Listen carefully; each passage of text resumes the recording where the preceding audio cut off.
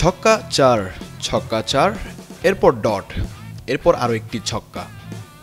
এটা ছিল ভারতের অভিষিক্ত বোলার হর্ষিত রানার বিপক্ষে খেলা ফিল সল্টের এক ওভার। এই এক ওভারই হর্ষিতকে বোলিংয়ের মজাটা বুঝিয়েছিলেন ফিল সল্ট। তবে এরপর বেশিক্ষণ থিতু হতে পারেননি এই ইংলিশ ওপেনার। শ্রেয়াস আইয়ারের থ্রোতে প্যাভিলিয়নের দিকে হাঁটা ধরেন ফিল। ওয়ানডেতে টি-20 স্টাইলে খেলতে থাকা ফিল সল্ট ফিরে যান ২৬ বলে ৪৩ রান করে।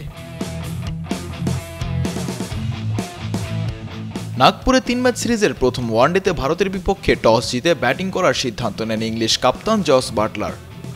বাটলারের এই সিদ্ধান্তকে সঠিক প্রমাণ করতে নিজেদের সর্বোচ্চ চেষ্টাটুকু উজাড় করে দেন দুই ওপেনার ফিলিপ সল্ট এবং বেন ডাকেট। টি-20 স্টাইলে ব্যাটিং শুরু করতে থাকা সল্ট ডাকেট জুটি ভালোই রান এনে দেন ইংলিশদেরকে।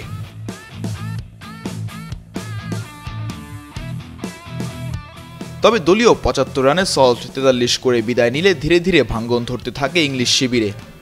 ৭৫ রানে প্রথম উইকেট হারাবার পরই ঠিক ২ রানে আরও ২ উইকেট হারায় ইংল্যান্ড, অর্থাৎ ৭৭ রান তুলতেই ৩ উইকেট খুইয়ে ফেলে ব্রিটিশরা। এরপর দলের হাল ধরতে আসেন জো রুট এবং জস বাটলার।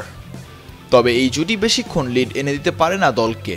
রুট ১-৪ মারে ১৯ করে রবীন্দ্র জাদেজার বলে বিদায় নিলে জ্যাকব ব্যাথেলকে সঙ্গী করে এগোতে থাকেন অধিনায়ক বাটলার। ব্যাথেল এবং বাটলারের ৮৭ বলে ৫৯ রানের পার্টনারশিপে কিছুটা স্বস্তি পেতে থাকে ব্রিটিশরা। দলীয় ১৭০ রানে ক্যারিয়ারে ২৭তম অর্ধশতক করে ৫২ রানে বিদায় নেন জস বাটলার।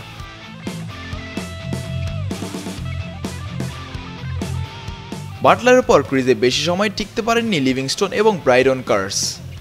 হর্ষিত রানার তৃতীয় শিকার হন লিয়াম লিভিংস্টোন এবং মোহাম্মদ শামির প্রথম শিকার হন ব্রাইডন। এরপর নিজের একদিনের আন্তর্জাতিক ক্যারিয়ারের দ্বিতীয় অর্ধশতক তুলে ৫১ রান করে বিদায় হন জ্যাকব ব্যাথেল। নবম উইকেট জুটিতে ৮-৪-এর সাথে ২১ রানের পার্টনারশিপ গড়ে তোলেন আদিল রশিদ। তবে ৫ রানে রশিদ বিদায় নিলে ২৪১ রানে ৯ উইকেট হারায় টিম ইংল্যান্ড। এরপর সাকিব মাহমুদ ৪ বলে ২ রান করে আউট হলে ১৪ বল হাতে রেখে ২৪৮ রানে অল আউট হয়ে যায় বাটলাররা। ইংল্যান্ডের বিপক্ষে সর্বোচ্চ ৩টি করে উইকেট নেন জাদেজা এবং হর্ষিত রানা। ১টি করে উইকেট নেন কুলদীপ, অক্ষর প্যাটেল এবং মোহাম্মদ শামি।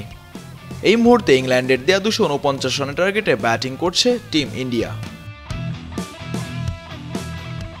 মিজানুর রশিক, কালের কণ্ঠ।